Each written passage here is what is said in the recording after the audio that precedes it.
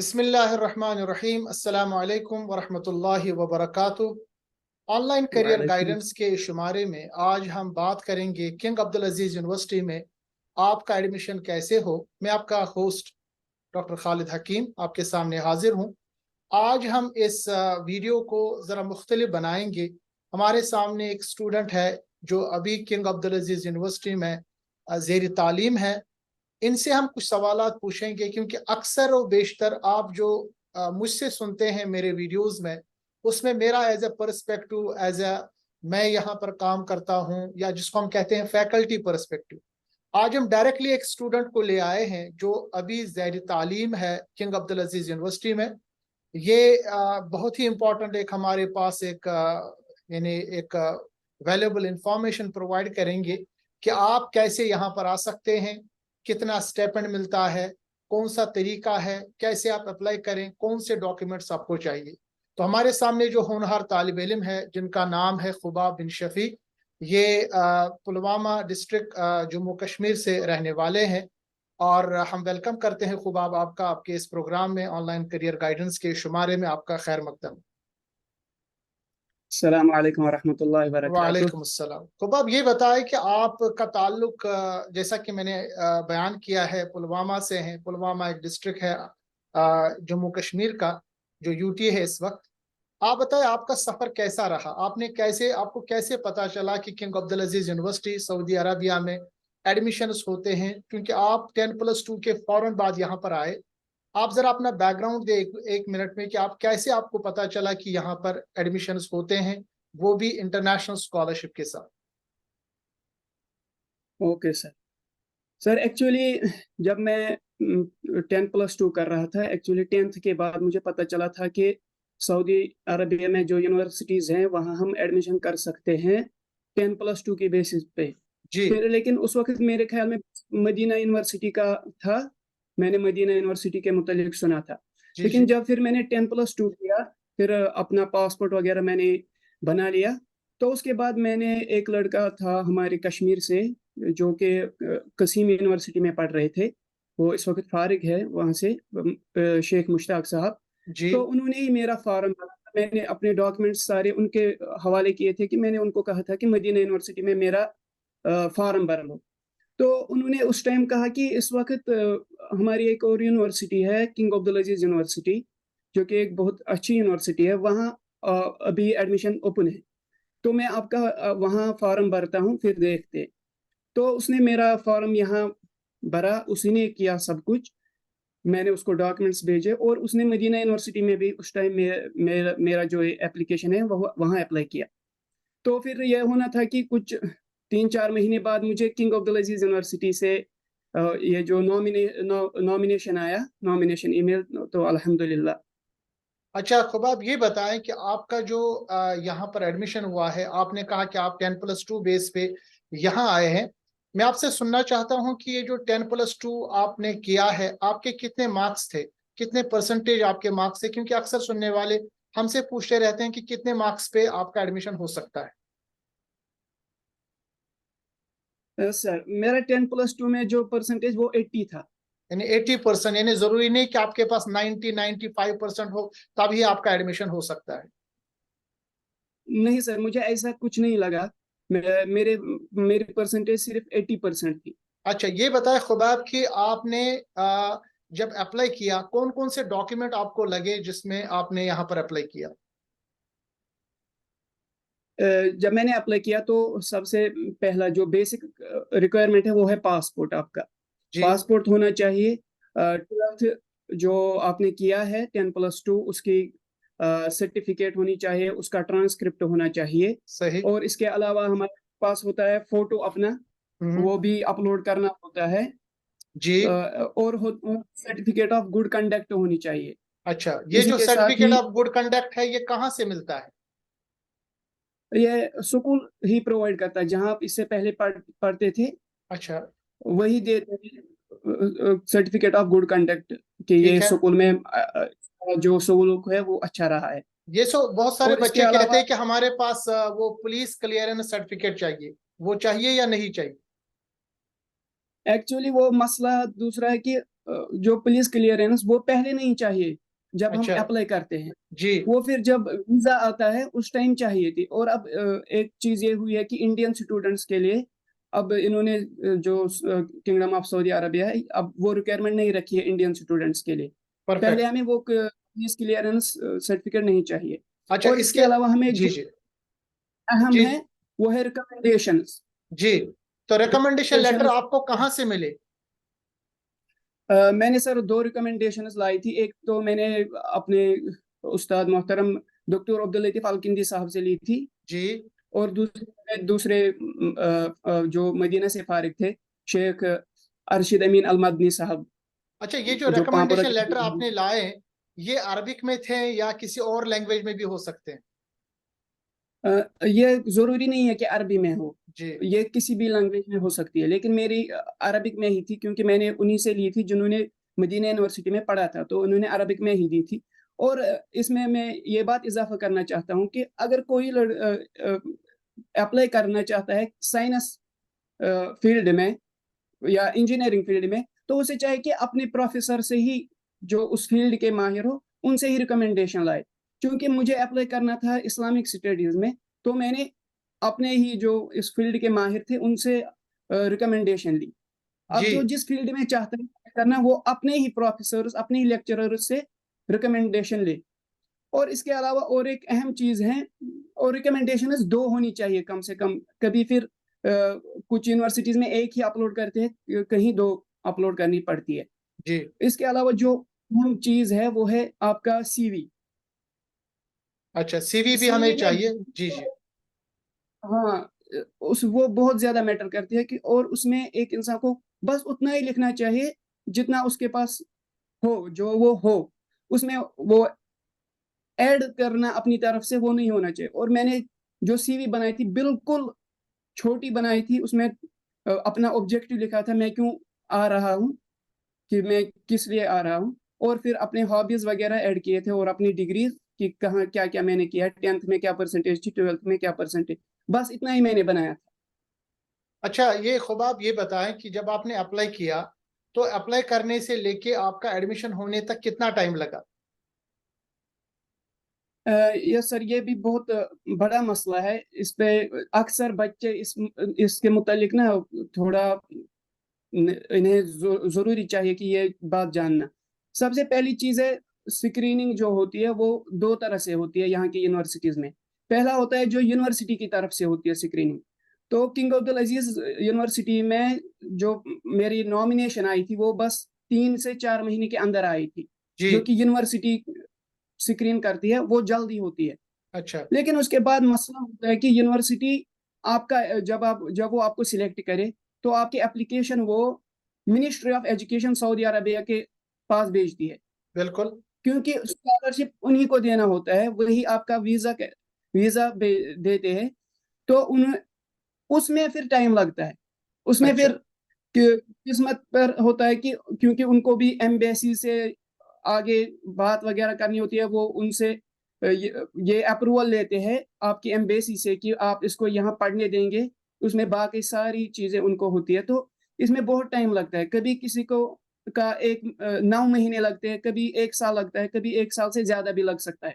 ये यानी, फिर एम्बेसी पर डिपेंड है। अक्लमंदी यही है कि आप किंग अब्दुल अजीज यूनिवर्सिटी में अप्लाई करें, मगर साथ साथ में और यूनिवर्सिटीज में भी अप्लाई करें। सिर्फ एक जगह अप्लाई करने के बाद बिल्कुल सर। आपको हाथ पे हाथ धरे नहीं बैठना है। हाँ बिल्कुल, एक चीज ये है कि बहुत सारी यूनिवर्सिटीज में अप्लाई करें, और दूसरी चीज ये है कि अपनी जो स्टडी है अपने मुल्क में वो कंटिन्यू रखनी है। वो नहीं छोड़ना है कि कोई 10+2 किया, अब कहा कि मैं यहाँ अप्लाई करूंगा, फिर वो बैठे, फिर वो कहे कि अब मैं कॉलेज ज्वाइन नहीं करूंगा, अब मैं कुछ ये नहीं सही करूंगा बात जब तक आपने कही, ये बहुत qualified अच्छी बात आपने कही। अक्सर बच्चे किंग अब्दुल अजीज यूनिवर्सिटी या फॉरेन यूनिवर्सिटीज में अप्लाई करते हैं, फिर कहते हैं कि हमें अपने मुल्कों में पढ़ाई नहीं करनी, वो छोड़ देते हैं कभी नहीं। कभी एक बिल्कुल साल। और ये भी तो जरूरी नहीं कि उनका एडमिशन हो ही जाए, ये तो लक के ऊपर भी है। अच्छा बिल्कुल ये सर। बताएं खुबाब की, ये जो इंग्लिश प्रोफिशिएंसी जो टेस्ट है, या आईएलटीएस या टॉफल, या ये बैचलर्स के लिए जरूरी है या नहीं है? नहीं सर, बैचलर्स के लिए बिल्कुल भी जरूरी नहीं है। इन्होंने बस जो मास्टर्स और पीएचडी पीएचडी है? डॉक्टर है उसके लिए वो इम्पोर्टेंट रखा है। बैचलर्स के लिए वो चीज नहीं है। अच्छा, ये बताएं कि जब आप यहाँ पहले आए तो क्या उन्होंने डायरेक्टली आपको ऑफर किया कि आप कोई बैचलर सब्जेक्ट ले लें, या इससे पहले कुछ आपको कोई लैंग्वेज वगैरह करना पड़ा? एक्चुअली ये इस पे डिपेंड होता है कि जब आप फॉर्म भरते हैं, आप किस में फॉर्म भरते हैं। ठीक है। यहाँ हम दो तरीकों से फॉर्म भर सकते हैं। जो बैचलर्स में डायरेक्ट भर सकता है, उसको फिर डायरेक्ट बैचलर्स में ही एडमिशन मिलता है। लेकिन अच्छा। मैंने क्या किया था, मैंने फॉर्म अपना भरा था अरबिक लैंग्वेज इंस्टीट्यूट में, क्योंकि अरबिक में जानता नहीं था और वहां से इस्लामिक स्टडीज में एडमिशन लेना चाहता था। तो ठीक है। उसके लिए अरबिक लैंग्वेज जरूरी है। तो मैंने अरबिक लैंग्वेज इंस्टीट्यूट में पहले डिप्लोमा के लिए अप्लाई किया। ठीक है। तो जब अब मैंने वो डिप्लोमा कंप्लीट किया, अब फिर आसान है। जब आप यहाँ आएंगे, फिर आप किसी भी कॉलेज में अपना एडमिशन, अगर अरबिक लैंग्वेज इंस्टीट्यूट में जब डिप्लोमा मिलेगा आपका, फिर आप किसी भी कॉलेज में एडमिशन ले सकते हैं। अच्छा, ये डिप्लोमा कितने साल का होता है जो अरबिक डिप्लोमा आपने किया? एक्चुअली ये 2 साल का होता है, लेकिन फिर जब एक लड़का आता है, स्टूडेंट ज्वाइन करता है यूनिवर्सिटी, तो उसको वो एग्जाम करते हैं कि इसकी क्या लेवल है इस टाइम। ठीक फिर है। अगर उसकी अरबिक लेवल अच्छी हो, तो फिर उसी के हिसाब से उसके सेमेस्टर काम किए जाते हैं। कभी 1 सेमेस्टर, कभी 2 सेमेस्टर। जैसा कि मैं आया तो मेरा 1 सेमेस्टर कम हुआ, मैंने डायरेक्टली सेकंड सेमेस्टर ज्वाइन किया। बहुत अच्छा, फिर वेरी मुझे गुड। 1.5 साल देना पड़ा अच्छा अरबिक खुबाब, लैंग्वेज। एक और बात यहाँ बताएं। सपोज अगर आपने अब लैंग्वेज तो कंप्लीट कर लिया, अब आप डायरेक्टली बैचलर्स में आ गए, तो इस डिप्लोमा की वजह से बैचलर्स में कुछ रियायत मिलती है? यानी एक सेमेस्टर या 2 सेमेस्टर छोड़ दें, या आपको पूरा बैचलर करना पड़ेगा? नो सर, बैचलर जब आप ज्वाइन करेंगे तो आपको बिल्कुल फर्स्ट से ज्वाइन करना है, बैचलर यानी पूरा बैचलर करना के जो 4 साल है वो आपको देने ही देने हैं। अगर है, आप कंप्लीट इंग्लिश देंगे। लैंग्वेज में आते हैं, अरबिक लैंग्वेज में आते हैं, तो आपको वो 1 साल या 2 साल का अलग से डिप्लोमा मिलेगा। उसके बाद आप बैचलर्स में यस पूरा सर। बैचलर करेंगे। बहुत अच्छा। अच्छा, ये बताएं कि ये जो स्टेपेंड देते हैं, कितना स्टेपेंड आपको मिलता है? यस सर, ये डिफरेंट है। जो डिप्लोमा हो अरबिक लैंग्वेज या कोई और भी डिप्लोमा हो, और बैचलर्स, इनमें मिलता है 850। फिर उसमें 10 सऊदी रियाल जो है वो हो काटते हैं, फिर 840 आपके बैंक अकाउंट में देते हैं। ठीक है। लेकिन इसके अलावा जो मास्टर्स हैं और डॉक्टरेट, उनका अलग होता है। मास्टर्स उनका लगभग 2000 के आसपास होता है, अच्छा। और जो पीएचडी स्कॉलर्स है उनका अलग होता है। और इसके अलावा जो ये दूसरी चीज ये है कि यहाँ प्रेपरेटरी ईयर होता है। बैचलर से पहले एक ईयर होता है कि डायरेक्ट बैचलर्स में नहीं जाते हैं, उससे पहले 1 साल होता है पढ़ाई का, जिसमें इंग्लिश लैंग्वेज वगैरह या बेसिक्स पढ़ाते हैं। सही। तो उसमें होता है 1 था। अच्छा, इसके स्टाइपेंड के अलावा ये आपको क्या देते हैं, क्या बेनिफिट्स है यहाँ पर एडमिशन के? सर, एक तो एजुकेशन तो फ्री है ठीक है। कंप्लीटली। Very good. के अलावा जो आपकी हाउसिंग है, आपको किंग अब्दुल अजीज में ये खासियत है कि आपको सिंगल रूम मिलता है हाउसिंग में, अच्छा। शेयर अच्छा, अगर रूम कोई नहीं फैमिली है। के साथ आए, फैमिली के साथ किसी की वाइफ है, तो क्या उसके लिए कोई अलग से अरेंजमेंट है? यस सर, उनके लिए अलग फैमिली सेक्शन है। वहां उनको अप्लाई करना होता है, फिर वीजा वगैरह प्रोसेस जो होते हैं उनकी फैमिली का, वो अच्छा। उनको फिर कंप्लीट करना होता है। उनके लिए अलग सेक्शन रखा है। सही। और और फिर जो सेक्शन में हमारा फिर जो यहाँ खाने का इंतजाम होता है, वहाँ टिकट्स मिलती है, उसमें हमें मिलता है डिस्काउंट स्टूडेंट्स को। ठीक है। सर, बाकी सारी फैसिलिटीज जो है, बिल्कुल सब कुछ फ्री है। और कुछ भी आपका जो सिर्फ खाने एंड फ्रो टिकट है, देना पड़ता जी, आपका जो एंड फ्रो है। टिकट है, इन्हें साल का आना जाना आपका एक टिकट मिलता है। और तो पहले तो जब फर्स्ट टाइम स्टूडेंट आए, वो भी उसको फिर रिइम्बर्स किया जाता है। ठीक है। फिर हर साल एक बार इसको टिकट टू एंड फ्रो दिया जाता है। ठीक है। अच्छा, एक बात ये बताएं कि आप क्या ये मानेंगे कि जब भी कोई स्टूडेंट अप्लाई करे, वो बैचलर्स में ही ना करे, यानी वो डिप्लोमा में भी करें और बैचलर्स में भी? ये पॉसिबल है कि एक स्टूडेंट एक से ज्यादा मतलब पोजीशंस पे अप्लाई करे, बैचलर्स में भी अप्लाई करे और यस। यहाँ से वो डिप्लोमा में भी अप्लाई करे? यस सर, ये पॉसिबल है, क्योंकि अलग अलग लिंक होता है इनका। जो अरबिक लैंग्वेज डिप्लोमा है उसका लिंक अलग है, वहां आप अलग से रजिस्टर कर सकते हैं। ठीक। बैचलर्स के लिए आप अलग से रजिस्टर कर सकते हैं। बहुत अच्छा। अच्छा, ये बताएं खुबाब, आपका आखिरी सवाल, में ज्यादा टाइम आपके नहीं लूंगा, कि यहाँ की जो तालीम का जो मयार है, यहाँ सपोज जैसे आपने डिप्लोमा किया और आपके कुछ और फ्रेंड्स होंगे जो बैचलर्स या मास्टर्स में है, क्या आप मानेंगे कि हमारी जो तालीम है यहाँ पर वो सही है? इन्हें बच्चे अपना टाइम लेके आ रहे हैं, और साथ साथ में ये भी बताएं कि जो आप यहाँ से डिग्री करके निकलेंगे क्या वो वैलिड है पाकिस्तान, हिंदुस्तान, बांग्लादेश में? जहाँ तक तालीम का सवाल है तो इसमें क्या कहना है, तालीम तो यहाँ बिल्कुल आला मीयार की है। आप खुद हम ये लगा सकते हैं कि ये यूनिवर्सिटी टॉप 100 यूनिवर्सिटीज में इस वक्त है दुनिया की। तो तालीम तो बिल्कुल बहुत अच्छी है, और फिर ज्यादा असर करता है कि एक स्टूडेंट कितनी मेहनत करे। सही। असल चीज मेहनत है। और यहाँ अल्हम्दुलिल्लाह ये चीज है कि जो हमारा एजुकेशन सिस्टम यहाँ है, यहाँ एक स्टूडेंट को उबारा जाता है मेहनत पर। सही उस बात। वैसी हमारी होमवर्क होती है, वैसा काम होता है, वैसा शेड्यूल होता है, तो एक स्टूडेंट मजबूर होता है पढ़ने के लिए। सही बात। दूसरी बात यह है कि जो आपने कही कि मैंने ये कहा कि क्या ये जो आपका जो मतलब यहाँ से डिग्री आप हासिल करेंगे, क्या ये डिग्री वैलिड है? क्योंकि इस पे बहुत ज्यादा क्वेश्चन पूछे जाते हैं कि आपने फॉरेन में डिग्री हासिल की, क्या ये वैलिड है इंडिया, पाकिस्तान, बांग्लादेश? क्योंकि हमारे मुल्कों से जो बच्चे आते हैं उनके लिए मैं बात कर रहा हूँ। जहाँ तक इस बात का सवाल है, तो मुझे लगता है जो पाकिस्तान बांग्लादेश जो कंट्रीज है वहाँ वैलिड होगी अच्छे से यहाँ की हर कोई डिग्री, मेरे हिसाब से। क्योंकि लेकिन मुझे उसका पूरा पता नहीं है। तो लेकिन जहाँ तक इंडिया का सवाल है, जी तो मुझे लगता है किंग अब्दुल अजीज यूनिवर्सिटी जो जो यहाँ इंडियन स्टूडेंट्स हैं इस टाइम, अराउंड 40 स्टूडेंट्स हैं। जी अक्सर स्टूडेंट्स यहाँ मास्टर्स और पीएचडी में है, साइंस, कंप्यूटर साइंस, इसी तरह इंजीनियरिंग में है। तो मुझे लगता है कि I think it is valid, king Abdul Aziz university की सर्टिफिकेट जो है वो वैलिड होगी इंडिया में। जी, ये तो मैं क्योंकि स्टूडेंट पर्सपेक्टिव से सुनना चाह रहा था। अलबत्ता मैं एज ए प्रोफेसर आपको बताऊं कि यहाँ की तमाम डिग्रीज वैलिड है। हमारे बच्चे कम मतलब पूरा करके अपने मुल्कों में जा चुके हैं, उनको जॉब्स मिले हैं।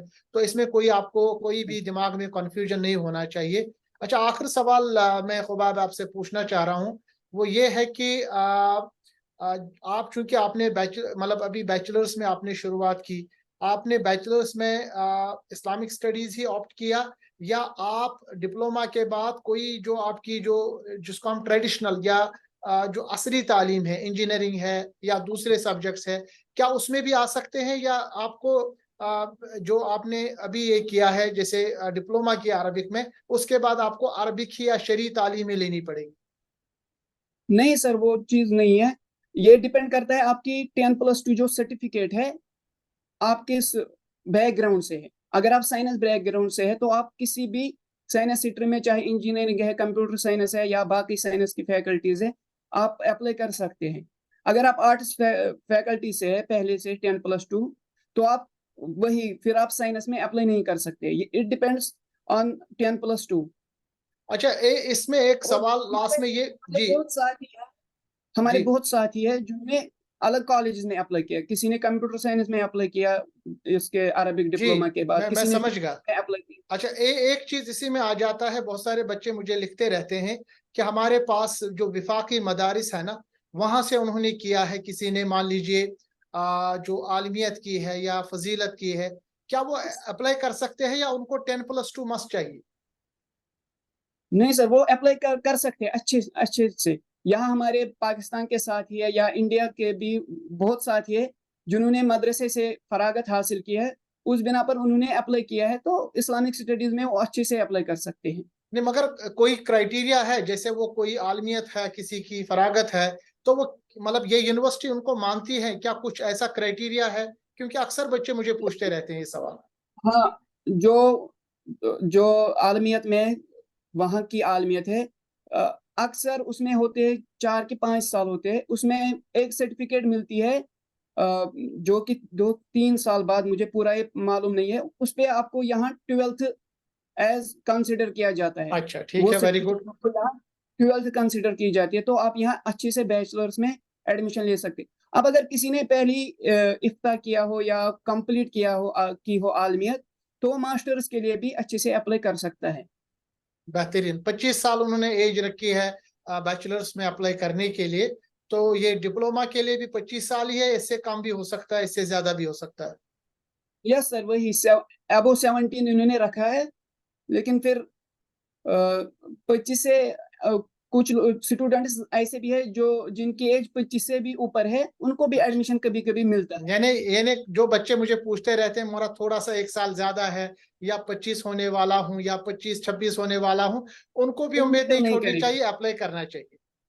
यस सर, अप्लाई करना चाहिए। जी खुबाब, बहुत बहुत शुक्रिया, आपने टाइम निकाला। प्रेफरेंस यूनिवर्सिटी की तरफ से उन्हीं को मिलती है एज के लिहाज से भी। अच्छा अच्छा, तो अगर कोई प्रेफरेंस भी दी जाती है कि हाँ, जिसकी ज्यादा एज है, नेचुरली कि वो कहते हैं कि अगले से ये आगे देखा अप्लाई ना गया है। करें। चलिए, बहुत बिल्कुल। शुक्रिया खुबाब, आपने टाइम दिया। और ये ऑनलाइन करियर गाइडेंस का एक नया हमने एक तरीका खोला है कि जो बच्चे जिस यूनिवर्सिटी में तालीम हासिल कर रहे हैं वो ज्यादा अपना स्टूडेंट पर्सपेक्टिव दे सकते हैं। मैं बड़ी दुआ करता हूँ खुबाब अपनी इसका यानी जो एजुकेशनल लाइफ है इसमें कामयाब हो जाए और हमारे लिए उभरता सितारा बने। और बहुत शुक्रिया आपका खुबाब, आपके इस मजलिस में शामिल होने के लिए और अपने जो ख्यालात हैं उनको शेयर करने के लिए। जज़ाकल्लाह खैर व अहसनुल जज़ा। तो मिलते हैं अगले वीडियो में, इसी तरह किसी और साथी से मुलाकात करेंगे। मैं कोशिश करूंगा अगले टर्म पे जो मदीना यूनिवर्सिटी में हमारे स्टूडेंट है उनमें से किसी से राब्ता करके आपको सही इंफॉर्मेशन दे दूं। बताता चलूं कि अभी इस वक्त 7 सितंबर से जो सऊदी अरबिया में जितने भी यूनिवर्सिटीज है उनमें एडमिशन्स फिर से ओपन हो चुके हैं। कल ही न्यूज आई थी कि जो उम्मुल कुरा, ये मक्का यूनिवर्सिटी जो है, यानी उम्मुल कुरा जिसका नाम है मक्का में, इसी तरह मदीना यूनिवर्सिटी, हमारी यूनिवर्सिटी किंग अब्दुल अजीज यूनिवर्सिटी और भी बाकी यूनिवर्सिटीज में इस वक्त एडमिशन्स का आगाज हो चुका है। लिंक मैं भी इस डिस्क्रिप्शन बॉक्स में दूंगा। स्टडी इन सऊदी अरबिया के नाम से आप इसमें ऐड हो सकते हैं, अपने डॉक्यूमेंट्स में डाल सकते हैं। जज़ाकल्लाह खैर, मिलते हैं अगले वीडियो में। अस्सलाम वालेकुम व रहमतुल्लाहि व बरकातहू।